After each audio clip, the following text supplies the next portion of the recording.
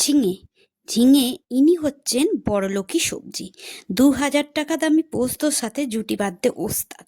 কিন্তু এই ঝিঙে কি দেশি মোরলার মাছের সাথে আজ আমি জুড়িয়ে দিলাম। কেমন হলো? একবার বাড়িতে এইভাবে ঝিঙে দিয়ে মৌরলা মাছের বাটি চচ্চড়ি রান্না করে দেখো বন্ধুরা, তবে দেখবে কেমন লাগবে খেতে গরম ভাতের সাথে। নমস্কার বন্ধুরা, আওয়ার ফ্যামিলি নেক্সট আমার আর একটি ভিডিওতে তোমাদের সবাইকে স্বাগত। তো দেখো, এখানে আমি আলুকে এরকম লম্বা লম্বা করে কেটে নিয়েছি এবং নুন হলুদ মাখিয়ে রেখে দিয়েছি। এখানে আমি একটার মতো আলু নিয়েছি, আর এখানে আমি কিছুটা ঝিঙে এরকম টুকরো টুকরো করে কেটে নিয়েছি, আর নিয়েছি একটা টমেটো আর পেঁয়াজ কুচি কুচি করে নিয়েছি। আর এখানে মৌরলা মাছগুলোকে আমি আগে থেকেই নুন হলুদ মাখিয়ে রেখে দিয়েছি।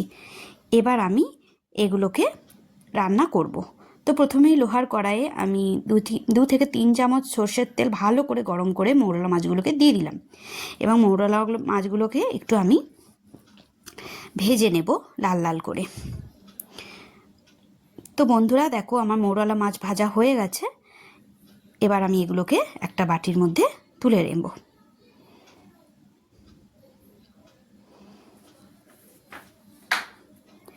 মাছগুলোকে তুলে রেখেছি।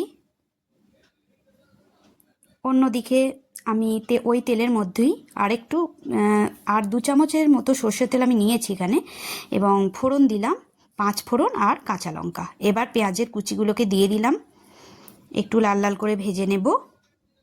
আর দেব টমেটোগুলো ভেজে নেব পেঁয়াজের সাথেই।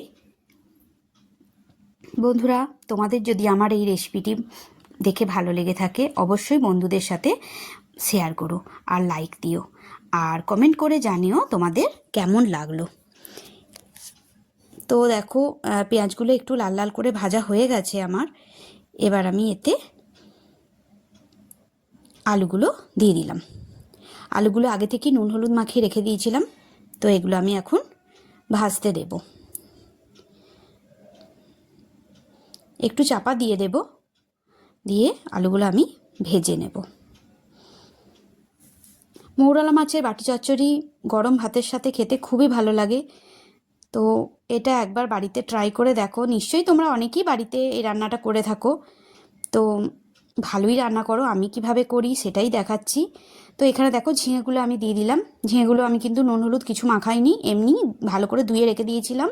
তো ঝিঙেগুলো আমি আলুর সাথে দিয়ে দিলাম, এবং এতে সামান্য একটু হলুদ দিয়ে দিলাম। হলুদ দিয়ে ঝিঙেগুলোকে আমি ভাজতে দেবো। লবণ আমি এখন দিচ্ছি না, তাহলে জল বেরোবে ঝিঙেটা থেকে। ওই জন্য আমি একটু ভাজতে দেবো, তাই গ্যাসটা কমিয়ে চাপা দিয়ে ঝিঙেগুলোকে আলুর সাথে নাড়াচাড়া করে দিলাম এবং চাপাটা দিয়ে দিলাম। 2 থেকে 3 মিনিট পর আমি ফিরে আসছি। দেখো, ঝিঙেগুলো আলুগুলো অনেকটাই ভাজা ভাজা হয়ে গেছে। তো একদম গ্যাসটা আমার কমানো আছে। এতে ঝিঙের বদলে তোমরা পটলও দিতে পারো, বেশ ভালো খেতে হয়। কোনো মশলা লাগে না, তাও আমি একটু আদা জিরে বাটা 1 চামচের মতো এখানে দিলাম। মশলা না দিলেও চলে, আমি দিলাম। তো এখানে 1 চামচের মতো আমি লবণ দিচ্ছি, আর দিচ্ছি 1/2 চামচের মতো চিনি। একটু মিষ্টি দিলাম, আর দেব 1/2 চামচ হলুদ গুঁড়ো। ভালো করে মিশিয়ে নিতে হবে এবং একটু নাড়াচাড়া করে নিতে হবে। গ্যাস কিন্তু একদম কমানো থাকবে। এটা যেটা বলছিলাম, এটা পটল দিয়েও কিন্তু খেতে খুব ভালো হয়। আলুটা দেখো আমার নাড়তে নাড়তে সেদ্ধ হয়েই এসছে, আমি একটা দেখিয়ে দিলাম।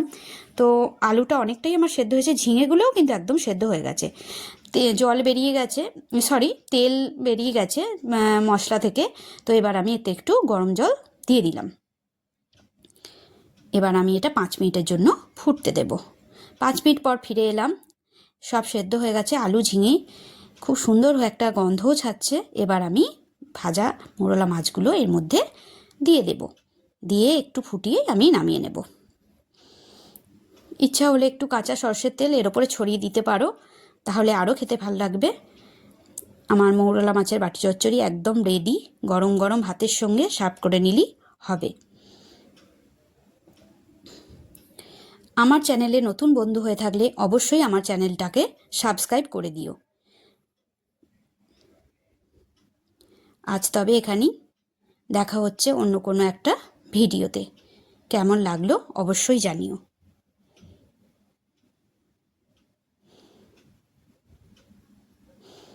ধন্যবাদ বন্ধুরা।